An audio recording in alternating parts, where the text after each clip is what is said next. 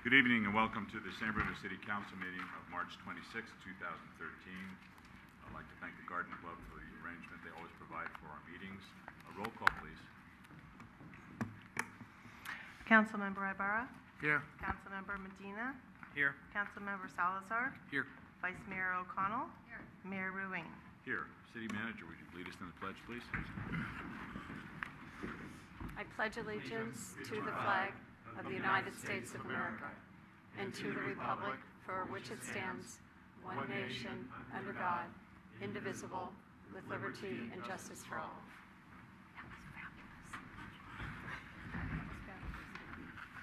Under announcements, I would like to formally welcome the delegation from our sister city, Narita, Japan.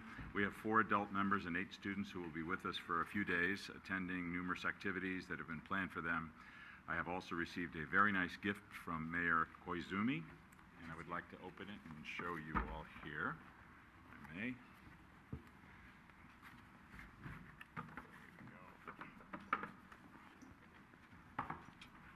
It is a beautiful lacquered box from the mayor. Thank you. And I'd like to show it to you. I just did. We have also reciprocated with a piece of ceramic done locally and commissioned for Mayor Koizumi, which will be sent back to Japan with the delegation. And it was commissioned by the city for Ruth Jacobson, Skyline Studios in San Bruno. So it was a special little piece that was made especially for the mayor. So once again, to the delegation, welcome. Also, I'd like to mention that our city clerk, Carol Bonner, is not here this evening, may not be with us for a few more days. She's had some health issues, and I'm pleased to let you know that she is recovering very well, and please keep her in your thoughts and prayers, and we hope that she's back with us very soon. And the city manager is asked for a moment. Thank you, Mr. Mayor. I wanted to take this short opportunity again to formally and officially congratulate you, the mayor, on your recent award and recognition as Hibernian of the Year. A major San Francisco, as it turns out, Hibernian means Irish, and Irish and Hibernian are the same thing, and Jim is obviously very Irish.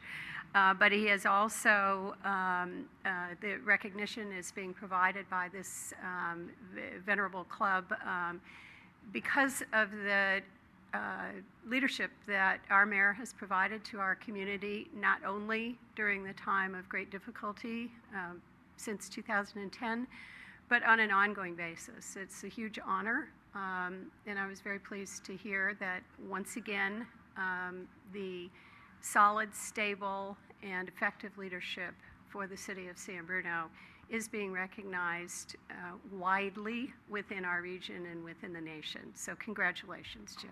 Thank you very much. Thank you. It was quite an honor, and I really appreciate you recognizing that, Connie. Presentations this evening. We will receive a presentation from the San Francisco Public Utilities Commission, SFPUC, on the Regional Groundwater Storage and Recovery Project.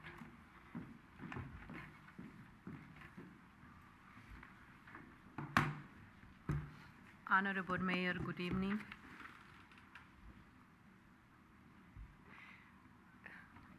You received lately, you had the opportunity to approve for the water enterprise 3 major policy documents. The Urban Water Management Plan, the Water System Master Plan, and also the Groundwater Management Plan. All of these 3 documents made reference to or assess the feasibility of our city participation in a regional project, the regional called Regional Groundwater Storage and Recovery Project. The city collaborated and negotiated with the other agency, Daly City, CalWater, and SFPUC for the participation of the city in this project. Greg Bartow from SFPUC is the program manager for this project, and he will give you a update on the status of the project and also will give you information. We will provide you and the public with the information on the next step on this project. Greg? Thank you, Clara. Good evening, Mayor and other members of the City Council. My name is Greg Bartow. I'm the Groundwater Program Manager with the San Francisco Public Utilities Commission. It's my pleasure to be here tonight to provide an update on the proposed regional groundwater storage and recovery project. One of the important milestones that's coming up with that project is the circulation of the draft environmental impact report. And so given that upcoming milestone, I appreciate the opportunity to just brief you on the project and talk about the public review process.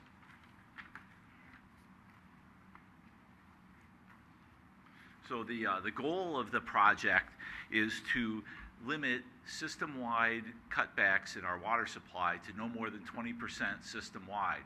So this project will have a benefit for all 2.6 million people that depend on the Hetch Hetchy water system for all or part of their water supply.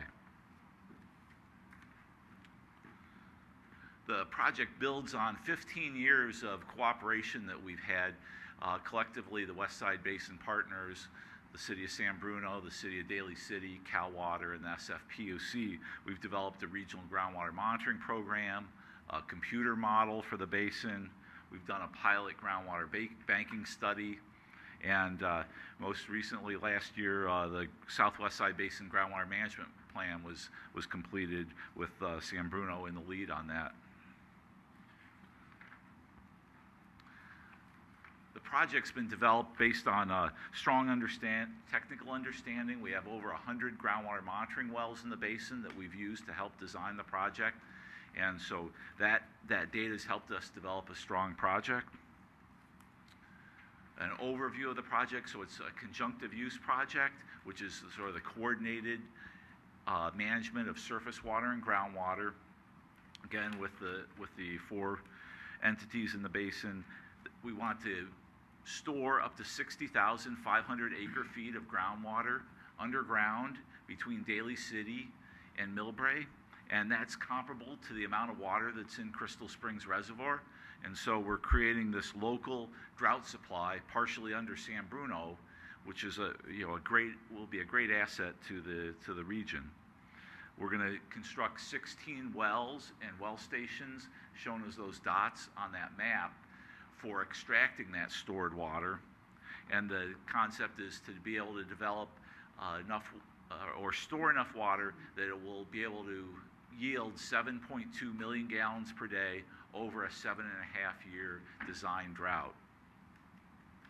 It can also be used as an emergency. These wells could be also operated in the event of emergency or other system outage. This graphic shows how we're going to store water in the basin.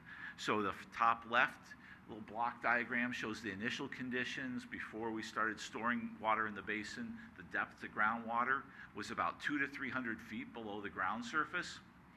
And the way we're storing the water is called an in-lieu recharge. And so in normal and wet years, when there's sufficient water within the Hetch Hetchy system, we'll provide more water to San Bruno, Cal Water, and Daly City, and those entities will reduce their pumping, and that'll allow the natural recharge to build up in the basin. And then the last slide or the last block diagram on the right, then we would recover that stored groundwater when there's a drought through those 16 wells.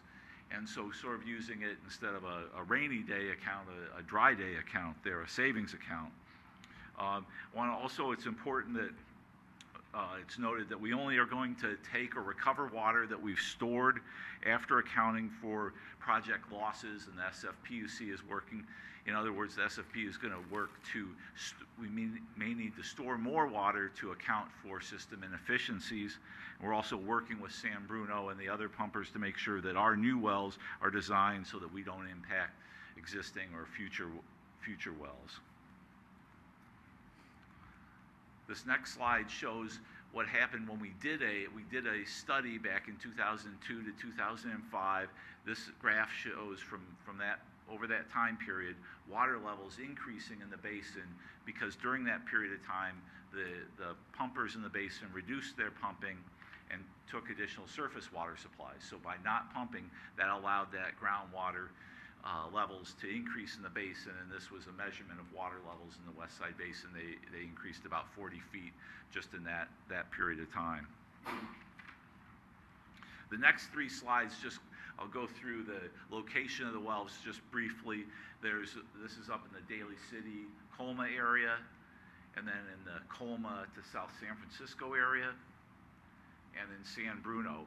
In San Bruno, there are 2 proposed wells, both located in the Golden Gate National Cemetery, and there's also another well just in the southern portion of South San Francisco off of Spruce. Those 3 wells are proposed to be connected to the distribution system for San Bruno.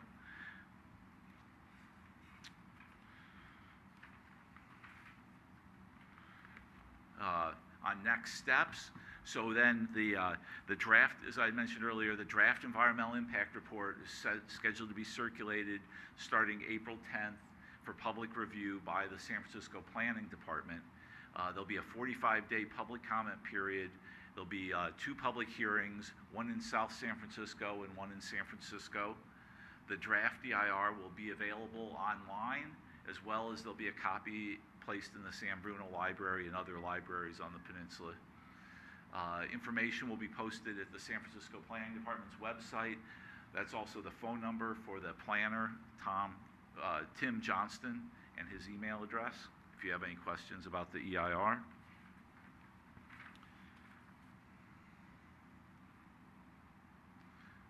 And then certification of the environmental impact report is expected by the end of this year, by the end of 2013. And following the EIR certification, then the draft project operating agreement then could be considered for approval by the cities of San Bruno and Daly City, Cal Water, and the SFPUC. Construction is planned to take place from 2014 to 2016, and then those wells would be available and ready to put into service in case of a drought by mid-2016. I really want to thank San Bruno for all the cooperation in the planning and design of this project over the last number of years, and I'm happy to answer any questions you may have. Thank you. Any questions for Greg? Irene? Thank you. Could you, for the public, define what a dry year is? We look at our system storage on April 1st and look at how much storage is in the reservoirs and how much snowpack is upcountry, and can make some assessments of whether we'll have sufficient water supply to make it through the coming year. And so it's drought or low water, low snowpack, and so there's some measurements based on whether we would have full system storage as of April 1st. Okay, but how would the public know what a dry year is? I mean, Oh, well, I guess so an average rainfall year, I guess a dry year is when we're below average in our rainfall, and so there's, as far as a technical definition of a drought, I think is actually you need some of a drought is multiple dry years, but a dry year would be less snowpack for us up in the Sierras than is average, significantly less. But I guess I don't have the specific definition for you. okay, isn't there a trigger point that says when the aggregate 20% water reduction, let me rephrase that. Isn't there a trigger when San Francisco PUC says that everyone has to cut back their water by 20%? And Right. isn't that what's technically a dry year? Yes, I guess when we call the drought, and I think the details are in the interim water shortage allocation plan, and I don't know the exact specifics on that. I can get back to you through Okay, Clara for the definition. I guess what I'm saying I want people to understand is just because it doesn't rain as much as normal, or what would be considered normal, it doesn't necessarily mean that it's a, quote, dry year. That Correct. there's specific scientific triggers that make it a dry year. That was just something I was going to put out there. Who's paying for all this? So this project, the capital costs are being paid for by all of the 2.3 million people that depend on the system. We have sold bonds to pay for all the capital portions of the project. This is part of our broader water system improvement program, $4.3 billion program to upgrade seismically and for the water supply system.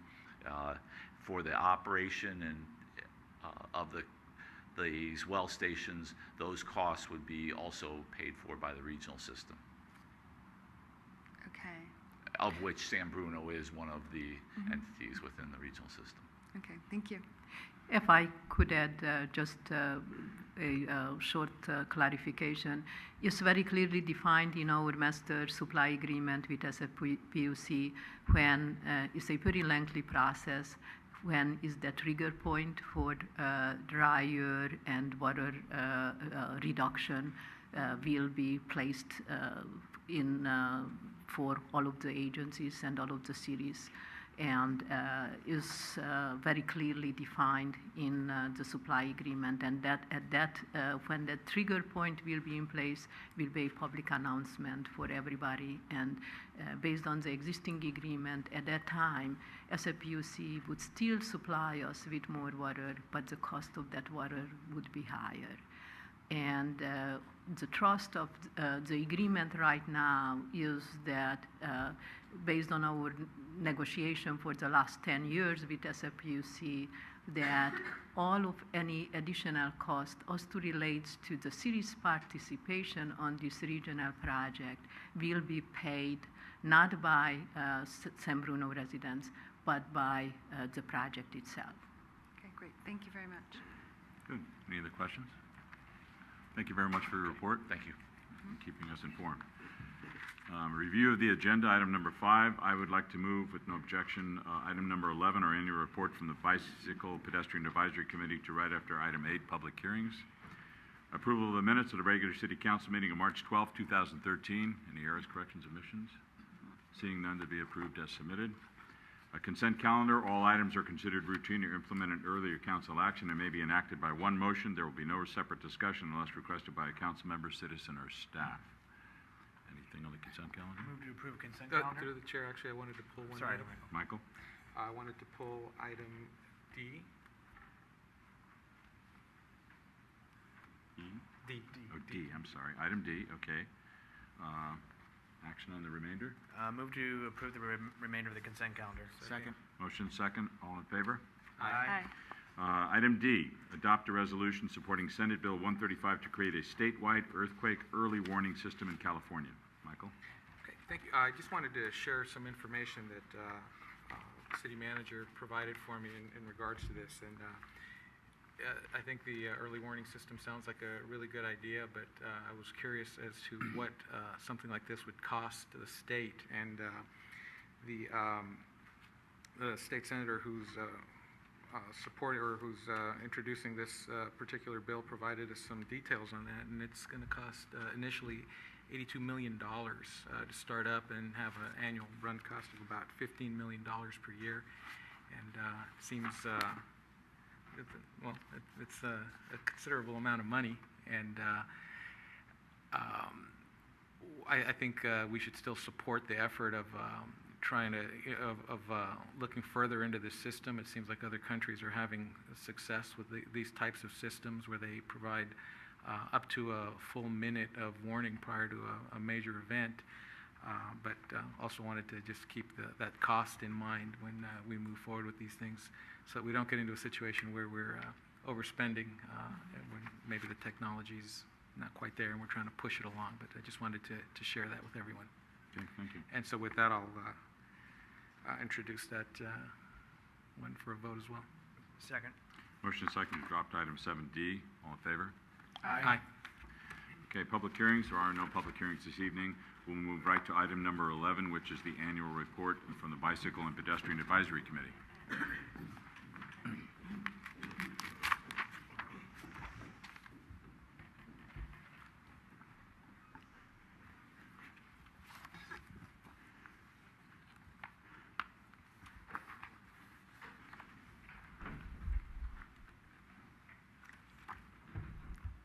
Honorable Mayor and members of the City Council, my name is Henry Marr, and I'm here to present the Bicycle and Pedestrian Advisory Committee for for 2012 annual report.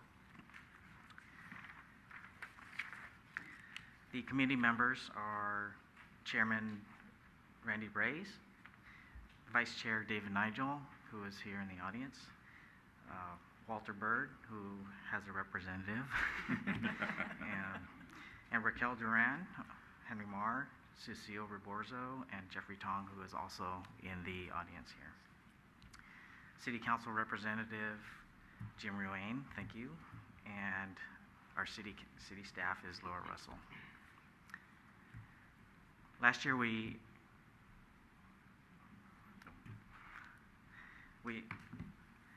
amended bylaws to allow members at large, and we recruited new members and formed several subcommittees, some of which are existing: public service announcements, bicycle safety, children's safety and education, and several new ones: community bike ride and Crestmore Canyon bike trails.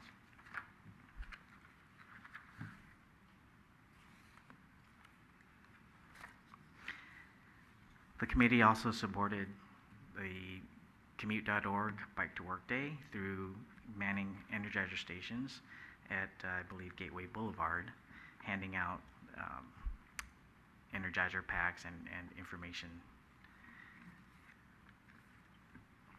Again, the committee supported the Posey Parade, 9th year running, by handing out information and goodies with support from the commute.org as well.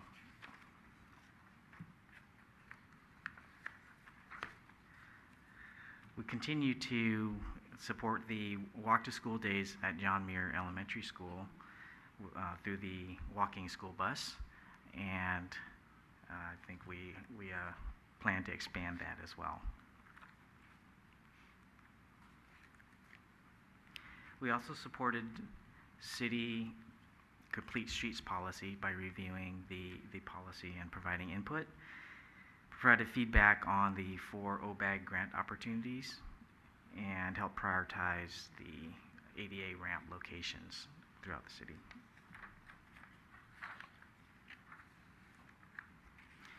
Our goals for 2012 is to create more public service announcements and continue our efforts in adult and child education, and expand the walking school bus to more schools. We also would like to publicize the Bike Commuter Kickstart event, which I will have a little more detail in the next slide. And we also have a vacancy. So if anyone would like to volunteer in the committee and help support some of these efforts, we are accepting applications at the city clerks. I'd like to also bring attention to the Bike Commuter Kickstart event that we are supporting through the partnership with commute.org, and it's an adult bicycle commuter safety workshop that is being held April 27th at the 850 Cherry building, the Walmart building, in Conference Room C. And if you'd like to attend, please RSVP to commute.org at the number below. Thank you. Good. Any questions? Well, on behalf of the entire City Council, in fact, the entire City of San Bruno, our commission boards and committees are the little engines behind the scenes that make things happen in the city. We couldn't do without all of you, so I really want to offer my sincere appreciation and thanks. Thank you very much. Item number 9, public comment on items not on this agenda. It is the council's policy to refer matters raised in this forum to staff for investigation and interaction where appropriate. The Brown Act prohibits the council from discussing or acting upon any matter not agendized pursuant to state law. Would anyone like to address the council under public comment?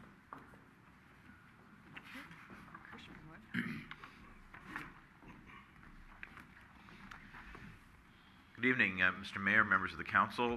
My name is Mark Hirschman. I'm District Director for California State Senator Jerry Hill, and I'm delighted to be here this evening to invite the council, the staff, community to a couple of events that we're hosting in the next week or so. On Thursday evening from 4 to 6 p.m. at our office in San Mateo, we will be holding an open house in conjunction with Assemblymember Kevin Mullen, who has the suite next door to ours. That's 4 to 6 at 1528 South El Camino in San Mateo, suites 302 and 303. There will be registration in the lobby as you come in, and encourage you to get there early, as parking, I'm sure, will become further out as the evening progresses. So if you want to close in space, that's 4 to 6 on Thursday. A week from Friday, otherwise known as Giants Opening Day, in the morning from 8 to 9 a.m., the Senator will be hosting what we call Java with Jerry, returning to Never Too Latte here in San Bruno. Invite the community to please join us. It's an opportunity to speak with the Senator directly, ask questions. Staff will be on hand to address casework issues or any questions you may have regarding state agencies, and the Senator's there to discuss policy issues and speak with anybody who's there. The coffee is provided by the Senator at no cost to the government. So if you have any questions about that, again, Never Too Latte, 8 to 9 a.m. On Friday, April 5th. Thanks very much. Thank you, Mark. Any questions of Mark while he's here? Thank you, and go Giants. Terrific. Okay. Item number 10, conduct of business. 10A, adopt a resolution supporting federal and state gun violence legislation, provide direction to amend the municipal code to establish police permit system for new firearms dealers, and to amend the zoning code to permit new firearms dealers only in the M1 industrial zoning district. Thank you, Mr. Mayor, members of the council, members of the public. If you'll just give us a second while Chief Telford, who's going to be assisting me in the presentation, gets the PowerPoint presentation spooled up. Perhaps he'll need some technical assistance. We'll find out in just a minute. I told Chief Telford before the meeting that I'd be deferring all the difficult questions to him tonight. However, I didn't ask him to, oh, there we go. Well, all right, no tough questions for the chief. About a month ago, the City Council considered a comprehensive report on reducing the incidence of gun violence and asked the question, what can the city do? So we are coming back to you tonight for the first phase of the implementation of your direction. And that included, in essence, three things, one of which is a resolution in your staff report this evening, which supports President Obama's comprehensive plan to reduce gun violence. The second thing you asked us to do was to conduct some further research into San Francisco's proposed ordinance that would restrict certain kinds of ammunition. And the third thing we did is took a look and analyzed some of the municipal and zoning code amendments that you asked us about. So the first topic for this evening is the resolution in support of President Obama's plan. As you know from the staff report and from what we presented a couple of meetings ago, the plan is detailed, comprehensive, and extensive, and you probably heard something about it almost every day in the newspaper as various aspects of it wind its way through Congress.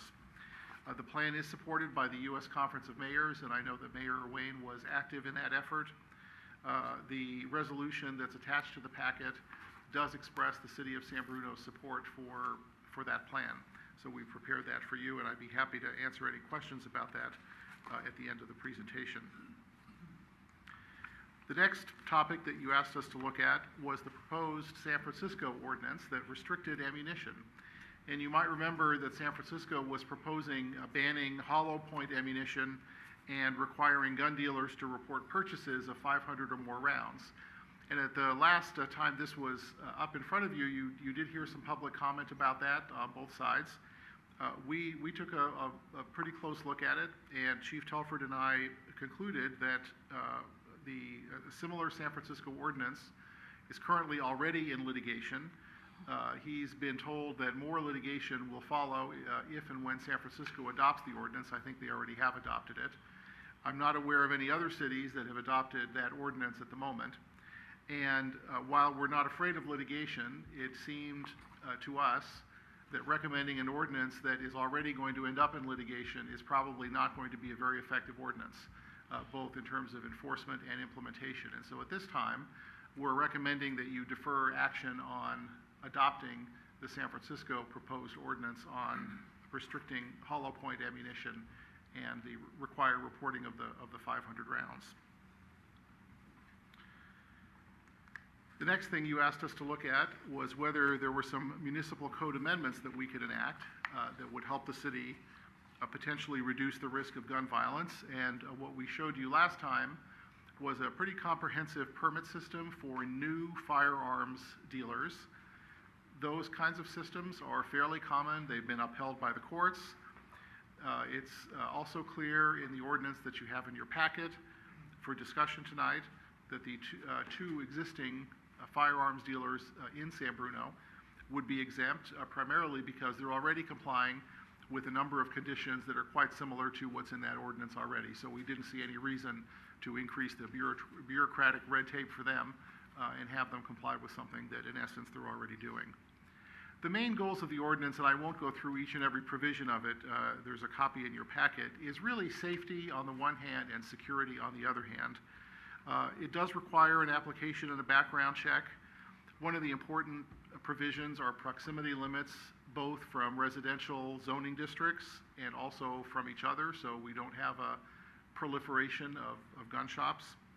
There are provisions in the ordinance that require site security both for the building and for the weapons and ammunition stored inside. The permit's proposed to be a one-year permit that's renewable, and then of course there's a hearing provided if it's either denied or revoked. So those are the essential provisions of the municipal code ordinance that we're showing you this evening. You also asked us to take a look at what, if anything, we could do about the zoning code. So as you know, the zoning code regulates how you can use your property in certain zoning districts. And under current zoning, gun shops actually are only permitted in what's called the CBD district. Existing dealers, for historical reasons, are located in two different districts, although similar, the C, commercial, and CO, which is community office. That would be the big five.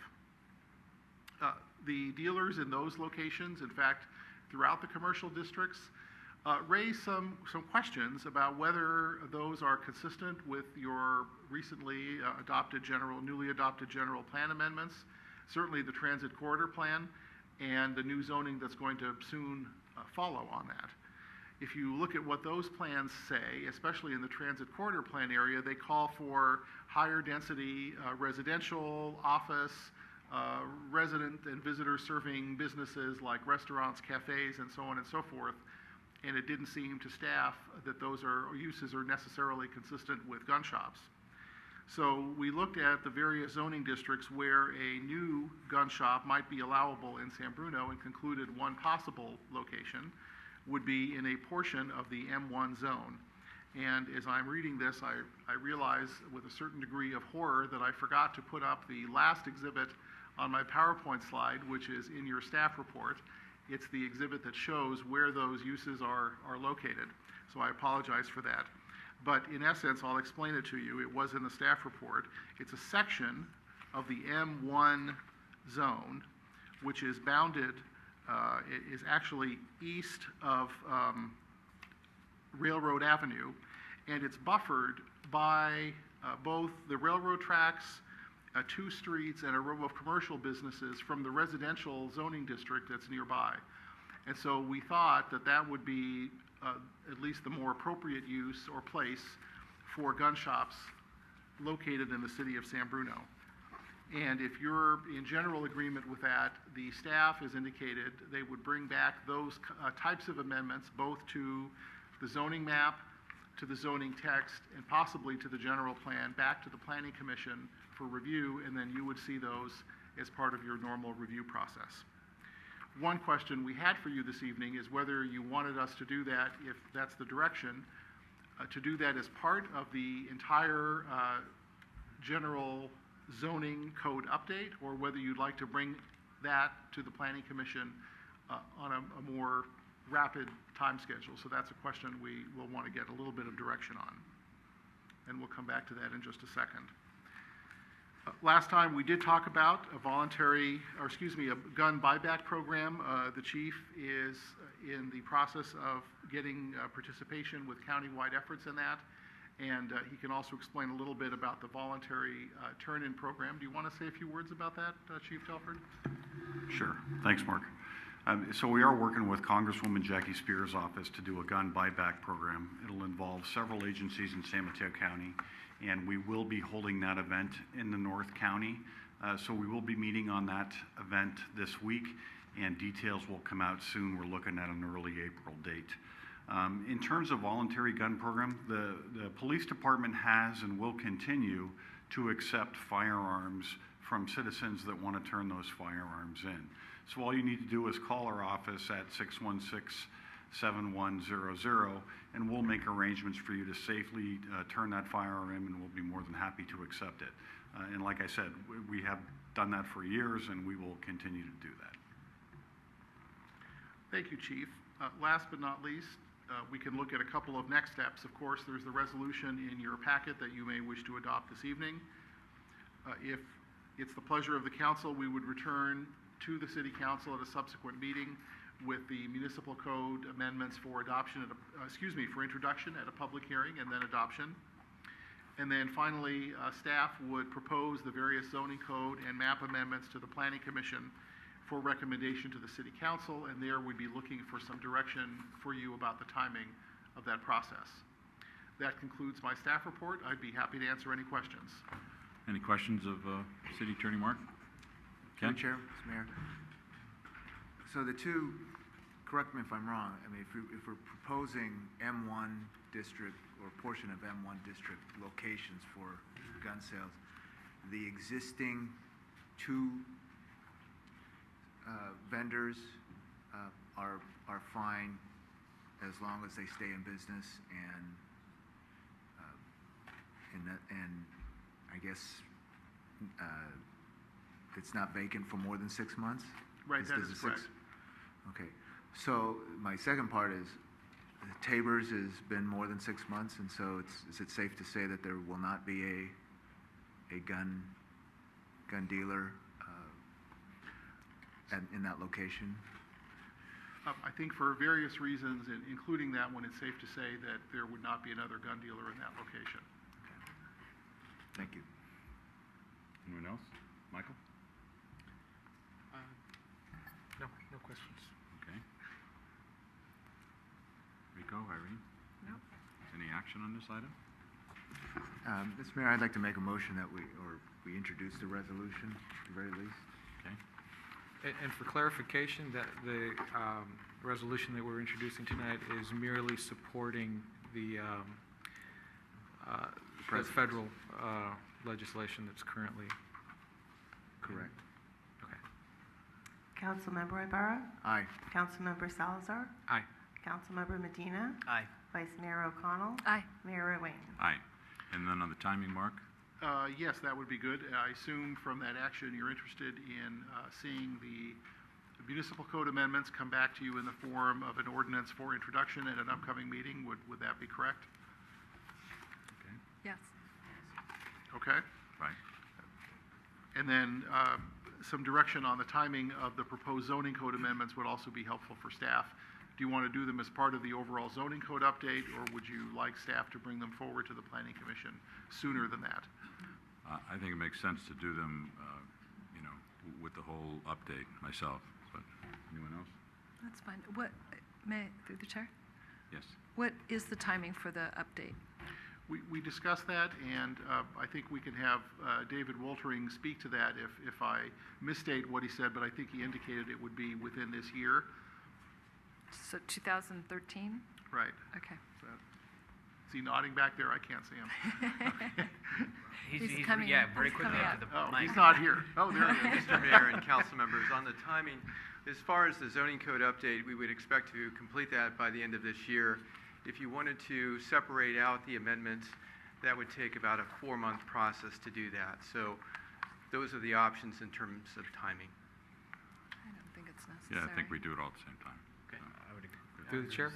Yeah, Michael? Can I ask the city attorney to clarify a statement? So regarding the now vacant former gun store, you said that it was unlikely that that would become a gun store again, but barring any changes that we could potentially make, is there anything preventing a gun store from reopening there? Well, yes, actually, the gun store that was there was a non-conforming use, and so the gun stores are only allowed and have been allowed only in the CBD area. That store was in a different zoning district. That means a new gun store is not allowed to operate there.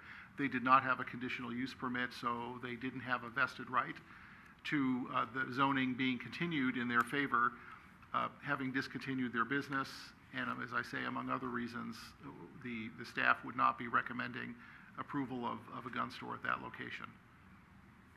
Okay, thank you. All right, thank you for all Thank you your very much. work and research, Chief and City Attorney.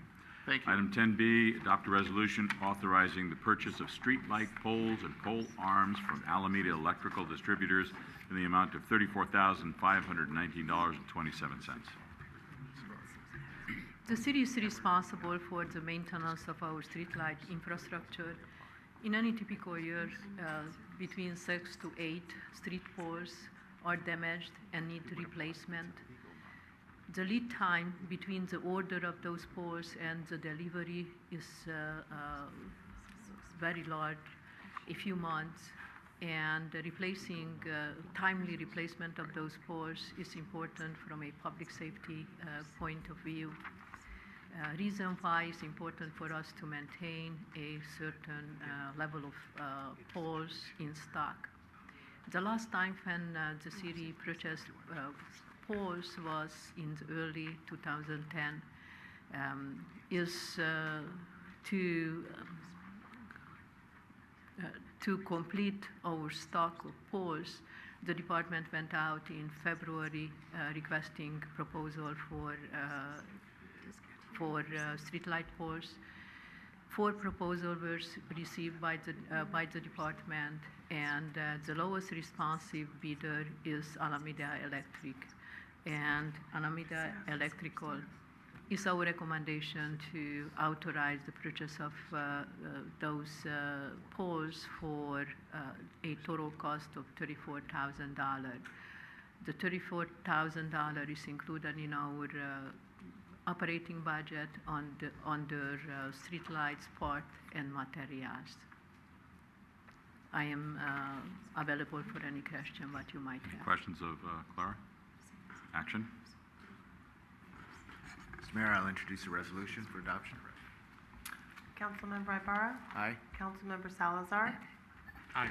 Councilmember O'Connell, Councilmember Medina? Aye. Vice Mayor O'Connell? Aye. Mayor Rubin? Aye. We already had 11 comments from council members.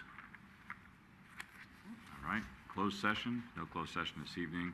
We're going to adjourn to right next door to a San Bernardino City Council special study session agenda right next door.